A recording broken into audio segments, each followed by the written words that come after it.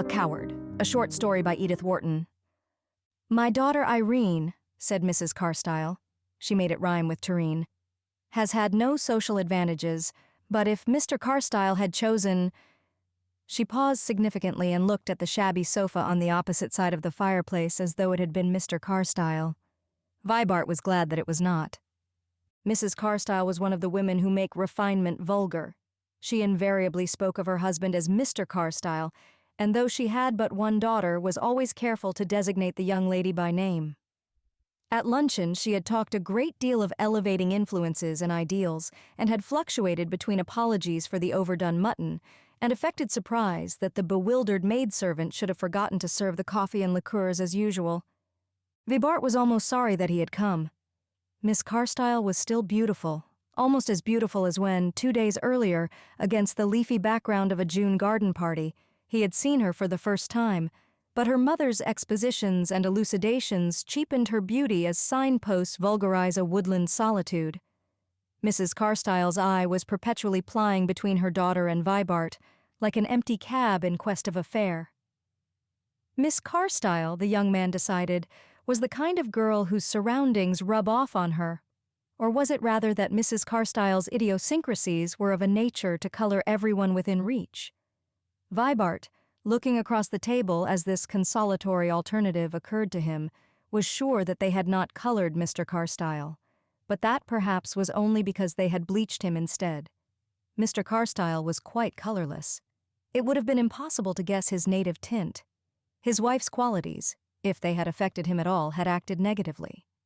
He did not apologize for the mutton, and he wandered off after luncheon without pretending to wait for the diurnal coffee and liqueurs, while the few remarks that he had contributed to the conversation during the meal had not been in the direction of abstract conceptions of life.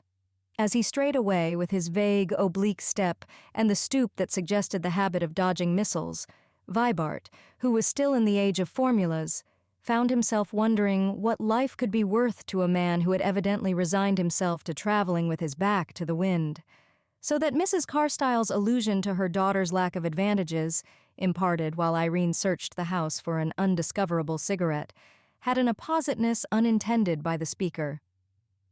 If Mr. Carstyle had chosen, that lady repeated, we might have had our city home. She never used so small a word as town. And Irene could have mixed in the society to which I myself was accustomed at her age. Her sigh pointed unmistakably to a past when young men had come to luncheon to see her. The sigh led Vibart to look at her, and the look led him to the unwelcome conclusion that Irene took after her mother. It was certainly not from the sapless paternal stock that the girl had drawn her warm bloom. Mrs. Carstyle had contributed the highlights to the picture. Mrs. Carstyle caught his look and appropriated it with the complacency of a vicarious beauty. She was quite aware of the value of her appearance as guaranteeing Irene's development into a fine woman. But perhaps, she continued, taking up the thread of her explanation, you have heard of Mr. Carstyle's extraordinary hallucination. Mr. Carstyle knows that I call it so. As I tell him, it is the most charitable view to take. She looked coldly at the threadbare sofa and indulgently at the young man who filled a corner of it. You may think it odd, Mr. Vibart, that I should take you into my confidence in this way after so short an acquaintance, but somehow I can't help regarding you as a friend already. I believe in those intuitive sympathies, don't you? They have never misled me. Her lids drooped retrospectively.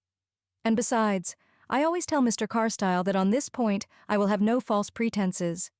Where truth is concerned, I am inexorable, and I consider it my duty to let our friends know that our restricted way of living is due entirely to choice, to Mr. Carstyle's choice. When I married Mr. Carstyle, it was with the expectation of living in New York and of keeping my carriage. And there is no reason for our not doing so. There is no reason, Mr. Vibart, why my daughter Irene should have been denied the intellectual advantages of foreign travel. I wish that to be understood. It is owing to her father's deliberate choice that Irene and I have been imprisoned in the narrow limits of Millbrook society. For myself, I do not complain. If Mr. Carstyle chooses to place others before his wife, it is not for his wife to repine. His course may be noble, quixotic. I do not allow myself to pronounce judgment on it, though others have thought that in sacrificing his own family to strangers he was violating the most sacred obligations of domestic life.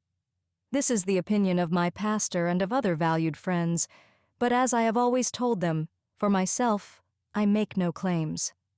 Where my daughter Irene is concerned, it is different. It was a relief to Vibart when at this point Mrs. Carstyle's discharge of her duty was cut short by her daughter's reappearance. Irene had been unable to find a cigarette for Mr. Vibart, and her mother, with beaming irrelevance, suggested that in that case she had better show him the garden. The Carstyle house stood but a few yards back from the brick-paved Millbrook Street, and the garden was a very small place, unless measured, as Mrs. Carstyle probably intended that it should be, by the extent of her daughter's charms. These were so considerable that Vibart walked back and forward half a dozen times between the porch and the gate, before he discovered the limitations of the Carstyle domain. It was not till Irene had accused him of being sarcastic and had confided in him that the girls were furious with her for letting him talk to her so long at his aunt's garden party that he awoke to the exiguity of his surroundings, and then it was with a touch of irritation that he noticed Mr. Carstyle's inconspicuous profile bent above a newspaper in one of the lower windows. Vibart had an idea that Mr. Carstyle, while ostensibly reading the paper, had kept count of the number of times that his daughter had led her companion up and down between the syringa bushes, and for some undefinable reason, he resented Mr. Carstyle's unperturbed observation more than his wife's zealous self-effacement. To a man who is trying to please a pretty girl, there are moments when the proximity of an impartial spectator is more disconcerting than the most obvious connivance. And something about Mr. Carstyle's expression conveyed his good-humored indifference to Irene's processes. When the garden gate closed behind Vibart, he had become aware that his preoccupation with the Carstyles had shifted its center from the daughter to the father, but he was accustomed to such emotional surprises and skilled in seizing any compensations they might offer. 2. The Carstyles belonged to the all-the-year-round Millbrook of paper mills, cable cars, brick pavements, and church sociables, while Mrs. Vance, the aunt with whom Vibart lived, was an ornament of the summer colony whose big country houses dotted the surrounding hills. Mrs. Vance had, however, no difficulty in appeasing the curiosity which Mrs. Carstyle's enigmatic utterances had aroused in the young man.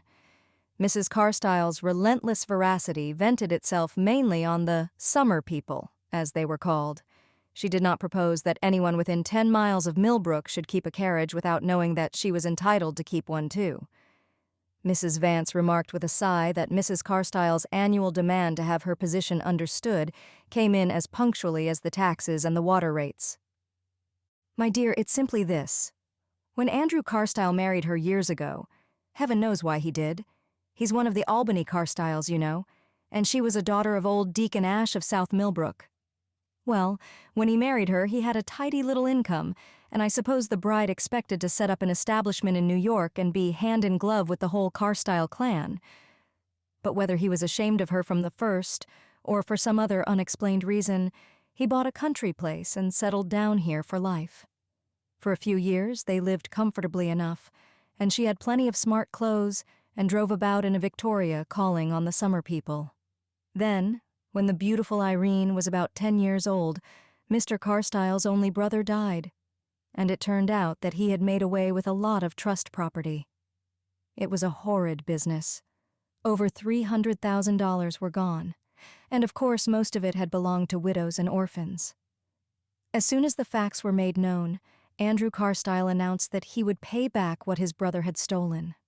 He sold his country place and his wife's carriage, and they moved to the little house they live in now. Mr. Carstyle's income is probably not as large as his wife would like to have it thought, and though I'm told he puts aside a good part of it every year to pay off his brother's obligations, I fancy the debt won't be discharged for some time to come.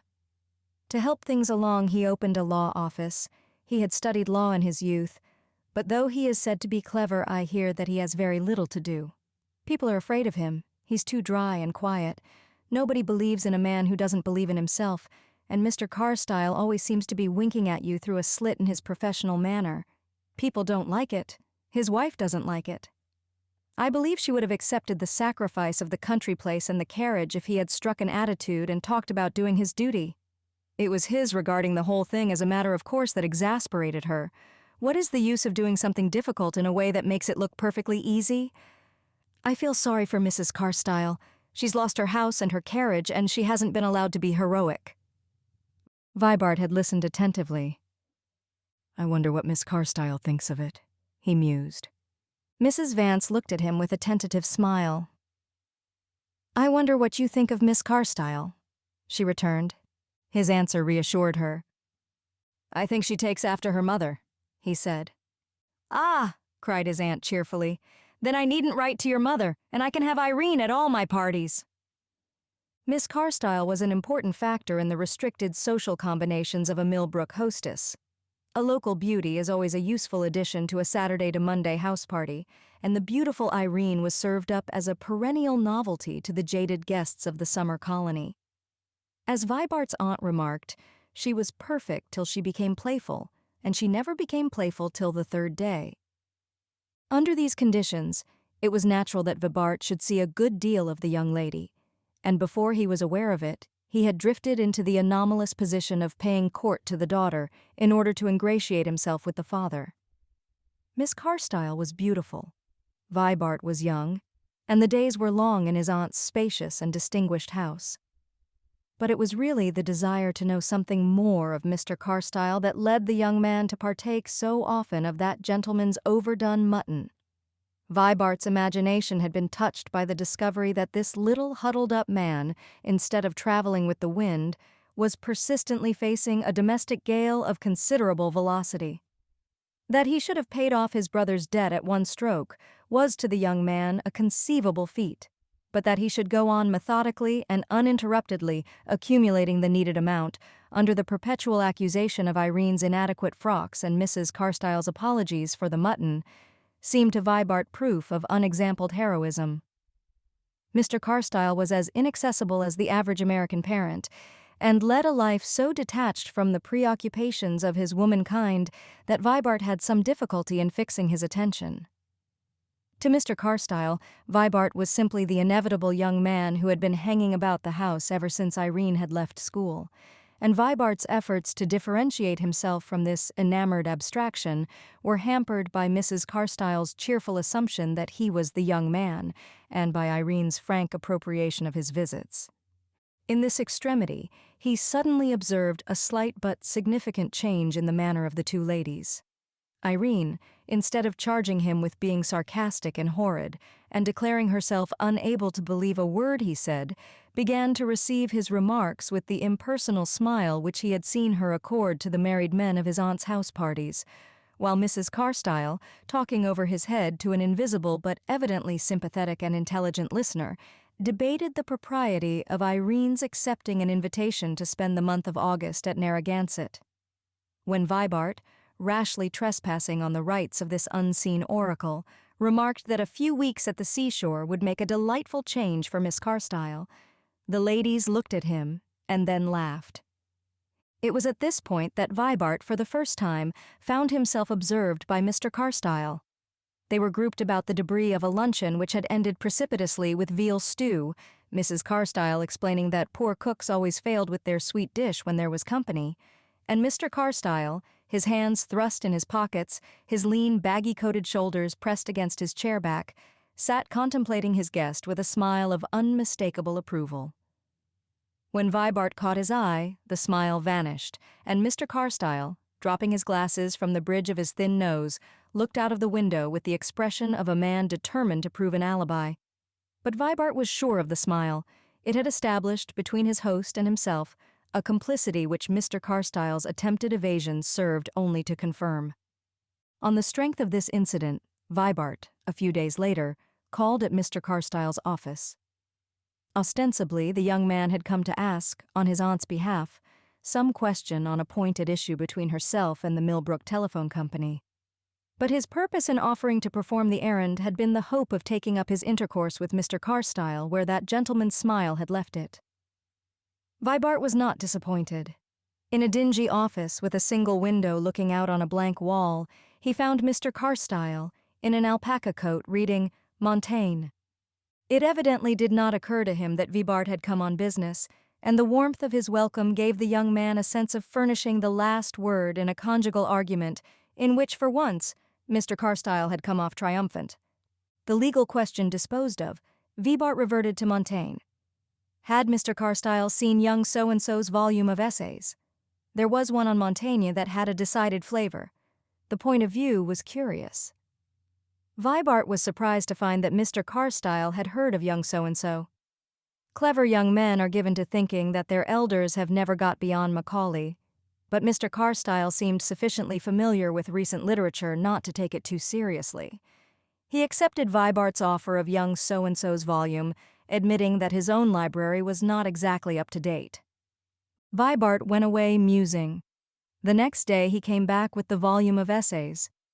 It seemed to be tacitly understood that he was to call at the office when he wished to see Mr. Carstyle, whose legal engagements did not seriously interfere with the pursuit of literature.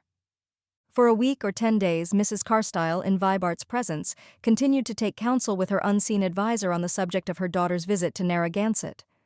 Once or twice Irene dropped her impersonal smile to tax Vibart with not caring whether she went or not, and Mrs. Carstyle seized a moment of tête-à-tête to confide in him that the dear child hated the idea of leaving and was going only because her friend Mrs. Higbee would not let her off. Of course, if it had not been for Mr. Carstyle's peculiarities, they would have had their own seaside home, at Newport probably.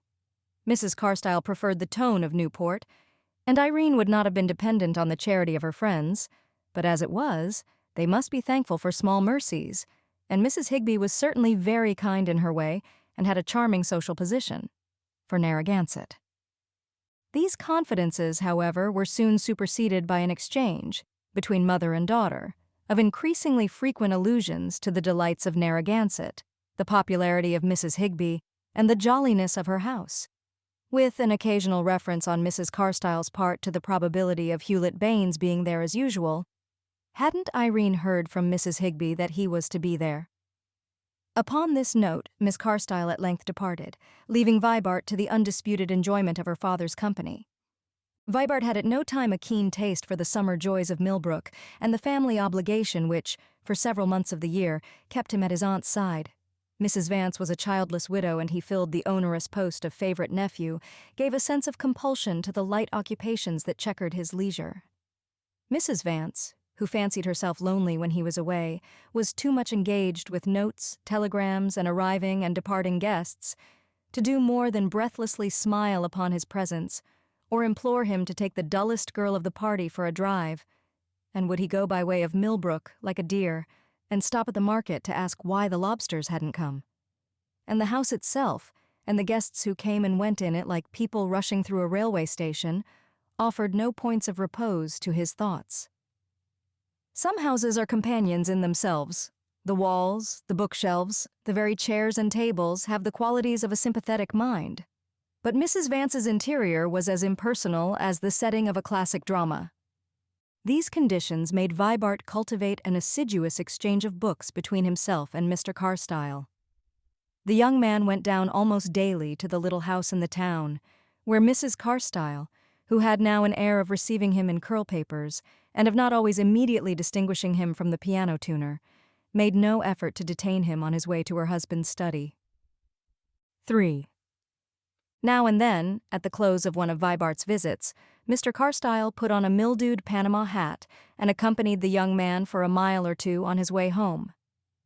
The road to Mrs. Vance's lay through one of the most amiable suburbs of Millbrook, and Mr. Carstyle, walking with his slow, uneager step, his hat pushed back, and his stick dragging behind him, seemed to take a philosophic pleasure in the aspect of the trim lawns and opulent gardens. Vibart could never induce his companion to prolong his walk as far as Mrs. Vance's drawing-room, but one afternoon, when the distant hills lay blue beyond the twilight of overarching elms, the two men strolled on into the country past that lady's hospitable gateposts. It was a still day, the road was deserted, and every sound came sharply through the air. Mr. Carstyle was in the midst of a disquisition on Diderot when he raised his head and stood still. "What's that?" he said. "Listen!" Vibart listened and heard a distant storm of hoofbeats. A moment later, a buggy drawn by a pair of trotters swung round the turn of the road. It was about 30 yards off, coming toward them at full speed. The man who drove was leaning forward with outstretched arms. Beside him sat a girl. Suddenly, Vibart saw Mr. Carstyle jump into the middle of the road, in front of the buggy. He stood there immovable, his arms extended, his legs apart, in an attitude of indomitable resistance. Almost at the same moment, Vibart realized that the man in the buggy had his horses in hand. "They're not running!" Vibart shouted, springing into the road and catching Mr. Carstyle's alpaca sleeve. The older man looked around vaguely. He seemed dazed. "Come away, sir, come away," cried Vibart, gripping his arm. The buggy swept past them, and Mr. Carstyle stood in the dust, gazing after it. At length, he drew out his handkerchief and wiped his forehead. He was very pale, and Vibart noticed that his hand shook. "That was a close call, sir, wasn't it? I suppose you thought they were running?" "Yes," said Mr. Carstyle slowly. "I thought they were running. It certainly looked like it for a minute. Let's sit down, shall we? I feel rather breathless myself." Vibart saw that his friend could hardly stand. They seated themselves on a tree trunk by the roadside, and Mr. Carstyle continued to wipe his forehead in silence. At length, he turned to Vibart and said abruptly, "I made straight for the middle of the road, didn't I? If there had been a runaway, I should have stopped it." Vibart looked at him in surprise. "You would have tried to, undoubtedly, unless I'd had time to drag you away." Mr. Carstyle straightened his narrow shoulders. "There was no hesitation, at all events? I showed no signs of avoiding it?" "I should say not, sir. It was I who funked it for you." Mr. Carstyle was silent. His head had dropped forward and he looked like an old man. "It was just my cursed luck again!" he exclaimed suddenly in a loud voice. For a moment, Vibart thought that he was wandering, but he raised his head and went on speaking in more natural tones. "I dare say I appeared ridiculous enough to you just now, eh? Perhaps you saw all along that the horses weren't running. Your eyes are younger than mine, and then you're not always looking out for runaways as I am. Do you know that in 30 years I've never seen a runaway?" "You're fortunate," said Vibart, still bewildered. "Fortunate? Good God, man, I've prayed to see one. Not a runaway especially, but any bad accident. Anything that endangered people's lives. There are accidents happening all the time, all over the world. Why shouldn't I ever come across one? It's not for want of trying. At one time I used to haunt the theaters in the hope of a fire. Fires in theaters are so apt to be fatal. Well, will you believe it? I was in the Brooklyn Theater the night before it burned down. I left the old Madison Square Garden half an hour before the walls fell in. And it's the same way with street accidents. I always miss them. I'm always just too late. Last year there was a boy knocked down by a cable car at our corner. I got to my gate just as they were carrying him off on a stretcher. And so it goes. If anybody else had been walking along this road, those horses would have been running away. And there was a girl in the buggy too, a mere child." Mr. Carstyle's head sank again. "You're wondering what this means," he began after another pause. I was a little confused for a moment, must have seemed incoherent. His voice cleared and he made an effort to straighten himself. "Well, I was a damned coward once and I've been trying to live it down ever since." Vibart looked at him incredulously, and Mr. Carstyle caught the look with a smile. "Why not? Do I look like a Hercules?" He held up his loose-skinned hand and shrunken wrist. "Not built for the part, certainly, but that doesn't count, of course.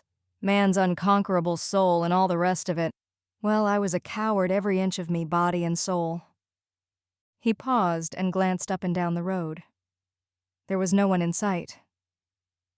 "It happened when I was a young chap just out of college. I was traveling round the world with another youngster of my own age and an older man, Charles Meriton, who has since made a name for himself. You may have heard of him." "Meriton, the archaeologist? The man who discovered those ruined African cities the other day?" "That's the man. He was a college tutor then, and my father, who had known him since he was a boy and who had a very high opinion of him, had asked him to make the tour with us. We both, my friend Collis and I, had an immense admiration for Meriton. He was just the fellow to excite a boy's enthusiasm, cool, quick, imperturbable, the kind of man whose hand is always on the hilt of action. His explorations had led him into all sorts of tight places, and he'd shown an extraordinary combination of calculating patience and reckless courage. He never talked about his doings. We picked them up from various people on our journey. He'd been everywhere. He knew everybody, and everybody had something stirring to tell about him. I dare say this account of the man sounds exaggerated. Perhaps it is. I've never seen him since. But at that time he seemed to me a tremendous fellow. A kind of scientific Ajax. He was a capital traveling companion at any rate. Good-tempered, cheerful, easily amused, with none of the been-there-before superiority so irritating to youngsters. He made us feel as though it were all as new to him as to us.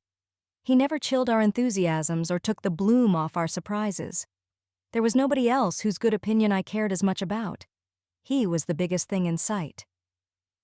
On the way home, Collis broke down with diphtheria. We were in the Mediterranean, cruising about the Sporades in a felucca. He was taken ill at Chios. The attack came on suddenly, and we were afraid to run the risk of taking him back to Athens in the felucca. We established ourselves in the inn at Chios, and there the poor fellow lay for weeks.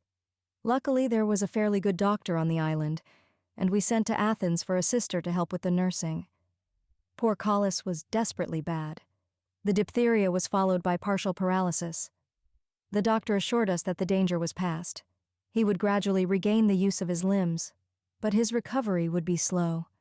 The sister encouraged us too. She had seen such cases before, and he certainly did improve a shade each day. Meriton and I had taken turns with the sister in nursing him. But after the paralysis had set in, there wasn't much to do, and there was nothing to prevent Meriton's leaving us for a day or two. He had received word from some place on the coast of Asia Minor that a remarkable tomb had been discovered somewhere in the interior. He had not been willing to take us there, as the journey was not a particularly safe one. But now that we were tied up at Chios, there seemed no reason why he shouldn't go and take a look at the place. The expedition would not take more than 3 days. Collis was convalescent. The doctor and nurse assured us that there was no cause for uneasiness, and so Meriton started off one evening at sunset. I walked down to the quay with him and saw him rowed off to the felucca. I would have given a good deal to be going with him. The prospect of danger allured me. "You'll see that Collis is never left alone, won't you?" he shouted back to me as the boat pulled out into the harbor. I remembered I rather resented the suggestion. I walked back to the inn and went to bed. The nurse sat up with Collis at night. The next morning I relieved her at the usual hour. It was a sultry day with a queer, coppery-looking sky. The air was stifling. In the middle of the day, the nurse came to take my place while I dined. When I went back to Collis's room, she said she would go out for a breath of air. I sat down by Collis's bed and began to fan him with the fan the sister had been using. The heat made him uneasy, and I turned him over in bed, for he was still helpless. The whole of his right side was numb. Presently he fell asleep, and I went to the window and sat looking down on the hot, deserted square, with a bunch of donkeys and their drivers asleep in the shade of the convent wall across the way. I remember noticing the blue beads about the donkeys' necks. Were you ever in an earthquake? No? I'd never been in one either. It's an indescribable sensation. There's a day of judgment feeling in the air. It began with the donkeys waking up and trembling.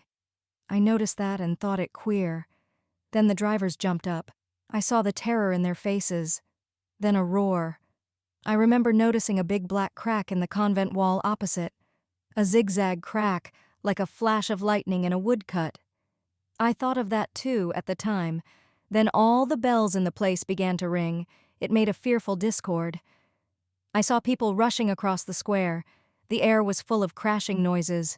The floor went down under me in a sickening way and then jumped back and pitched me to the ceiling. But where was the ceiling? And the door? I said to myself, we're 2 stories up. The stairs are just wide enough for one. I gave one glance at Collis. He was lying in bed, wide awake, looking straight at me. I ran. Something struck me on the head as I bolted downstairs. I kept on running. I suppose the knock I got dazed me, for I don't remember much of anything till I found myself in a vineyard a mile from the town. I was roused by the warm blood running down my nose and heard myself explaining to Meriton exactly how it had happened. When I crawled back to the town, they told me that all the houses near the inn were in ruins and that a dozen people had been killed.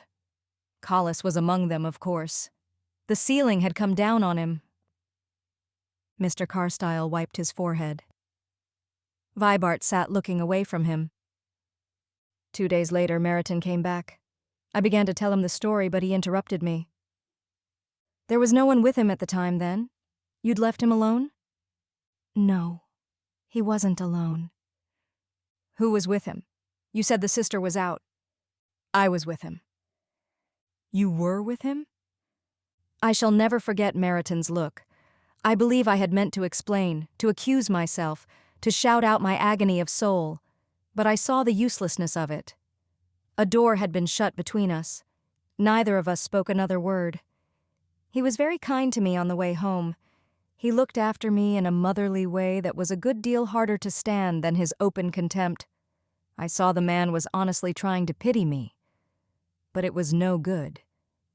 He simply couldn't. Mr. Carstyle rose slowly, with a certain stiffness. Shall we turn toward home? Perhaps I'm keeping you. They walked on a few steps in silence. Then he spoke again. That business altered my whole life. Of course I oughtn't to have allowed it to. That was another form of cowardice. But I saw myself only with Meriton's eyes. It is one of the worst miseries of youth that one is always trying to be somebody else. I had meant to be a Meriton. I saw I'd better go home and study law. It's a childish fancy, a survival of the primitive savage, if you like. But from that hour to this, I've hankered day and night for a chance to retrieve myself, to set myself right with the man I meant to be. I want to prove to that man that it was all an accident, an unaccountable deviation from my normal instincts, that having once been a coward doesn't mean that a man's cowardly, and I can't. Mr. Carstyle's tone had passed insensibly from agitation to irony. He had got back to his usual objective standpoint. Why, I'm a perfect olive branch, he concluded with his dry, indulgent laugh. The very babies stop crying at my approach. I carry a sort of millennium about with me. I'd make my fortune as an agent of the Peace Society. I shall go to the grave leaving that other man unconvinced. Vibart walked back with him to Millbrook. On her doorstep they met Mrs. Carstyle, flushed and feathered, with a card case and dusty boots. I don't ask you in, she said plaintively to Vibart, because I can't answer for the food this evening. My maid-of-all-work tells me that she's going to a ball, which is more than I've done in years. And besides, it would be cruel to ask you to spend such a hot evening in our stuffy little house. The air is so much cooler at Mrs. Vance's. Remember me to Mrs. Vance, please, and tell her how sorry I am that I can no longer include her in my round of visits. When I had my carriage, I saw the people I liked. But now that I have to walk, my social opportunities are more limited. I was not obliged to do my visiting on foot when I was younger, and my doctor tells me that to persons accustomed to a carriage, no exercise is more injurious than walking. She glanced at her husband with a smile of unforgiving sweetness. Fortunately, she concluded, it agrees with Mr. Carstyle.